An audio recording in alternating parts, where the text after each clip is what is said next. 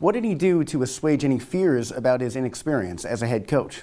Yeah, it's a valid concern. I think that's one thing that athletic director John Wildhack said he wanted in the next head coach. He wanted someone with coordinator experience or experience as a head coach. Fran Brown has neither of those, but Fran Brown also says he never wanted to be a coordinator. He wanted to be a head coach. He's someone who's been around the whole team as a director of operations, as someone who's led recruiting efforts. He's 6'5" and 215 pounds. He dwarfs Joey Spallina in both experience and size. Spallina just 5'10" and 185 pounds in his first year in college lacrosse. And the fact that we're even talking about this Syracuse team making the NCAA tournament is pretty remarkable. At one point in the year, Syracuse was below 500. They had lost 4 straight games to ranked opponents, and now here we are. The Orange have won 5 of their last 6 games, their last 2 games over top 15 opponents, Princeton and UNC. This young Syracuse team has come a long way. It's hard to start a season better than Syracuse football has so far. 2 games, 2 wins, 113 combined points as Syracuse continues its early season dominance with a 48-7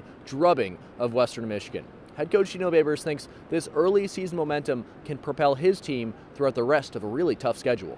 Syracuse has a record of 8-6, which on paper looks pretty good, but it's kind of like seniors buffing up their resumes when they're applying for jobs. Really, underneath the surface, Syracuse has struggled against ranked teams. One of the elements that's been key to this team's early success is the defense, which poked, prodded, and pressured Holy Cross all game long in a 15-6 win over the Crusaders. In the Dino Babers era, Syracuse has played 6 FCS opponents, and in all 6 games, the Orange have dominated, winning by a combined score of, get this, 307-51.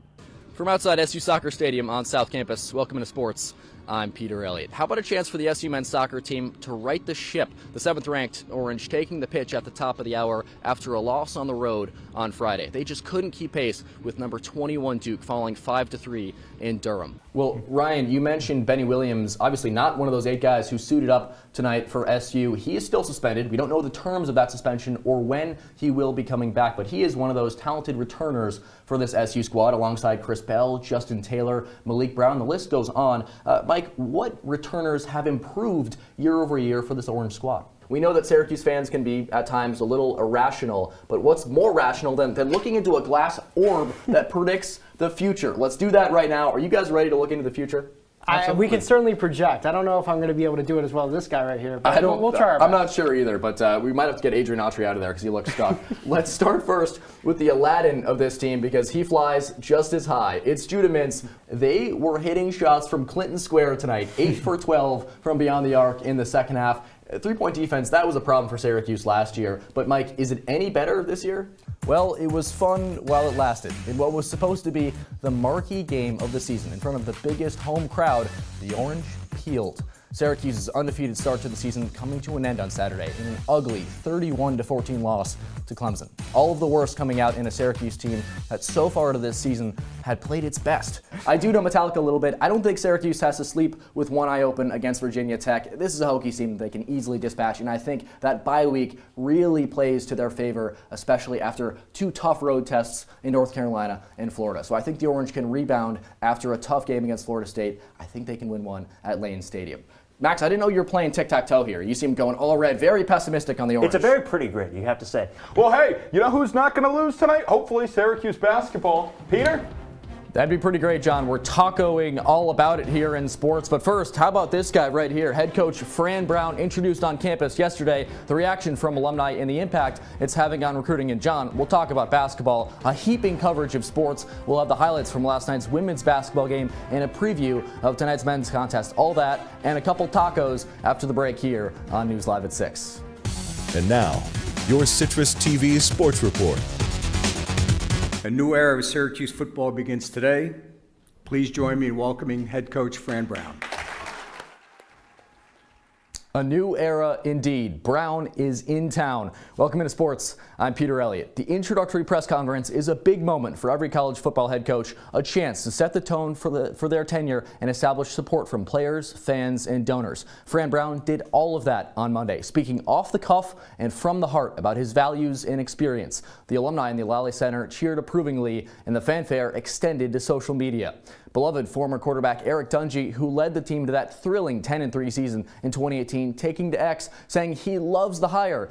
Quote, players feed off the energy, and Fran Brown has it and more. The NCAA is giving out 7th and 8th years. If only I could get my 5th. Congratulations, coach, and excited to see you lead this school, end quote. SU fans probably wishing Dungy could suit up next year. SU is still looking for a quarterback to fill Garrett Trader's shoes next fall.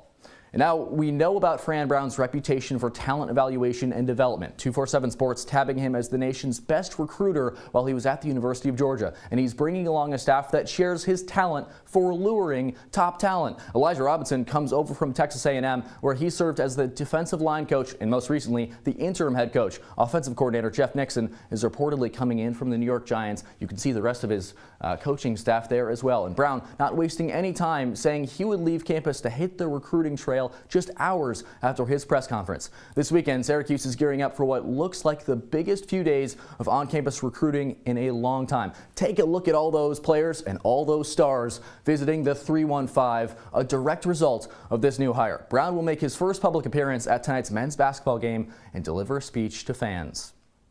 Well, speaking of that game, the Hoop Squad is probably thankful that the Brown Bonanza has distracted Orange fans from the worst loss this season under new head coach Adrian Autry. SU is reeling from an 84-62 blowout loss at the hands of Virginia on Saturday. Not the kind of way you want to open your conference slate. With the loss, Syracuse stumbles to a 5-3 record. Coach Autry, how do you move on from that road route?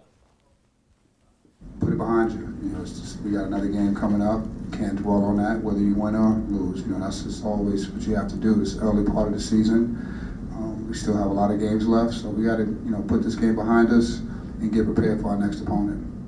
And that next opponent that Autry mentioned is in-state foe Cornell, who come to the Hill looking for a major upset. Still, history is on Syracuse's side when it comes to playing the Ivy Leaguers from Ithaca. The last time the Big Red beat the Orange was in 1968, 2 years before CitrusTV signed on the air. Tip-off is set for 8 p.m. against a Cornell team that is 7-1 this season and could make things interesting inside the Dome. You can't tell the story of the 2023 Syracuse men's lacrosse team without that laugh. Off the field, Cole Kirst is a smiling face, but on the field, he's a scoring force. Brings it far alley, Kirst, spin move, near side, fires a shot, and scores top right corner.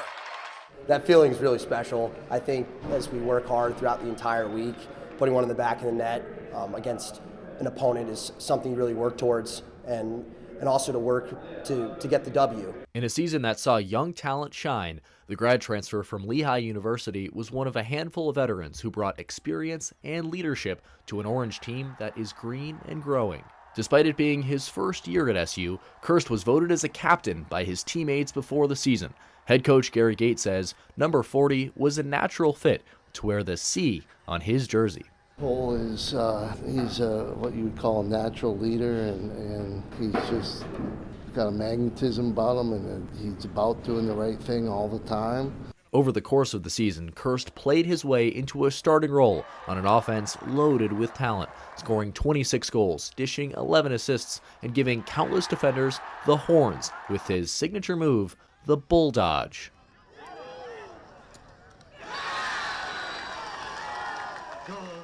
Since arriving in Syracuse in July, Cole Kirst has had a major impact, both on this field and out in the field. As a student studying broadcast journalism, covering stories here on campus and out in the central New York community, as a reporter for NCC News.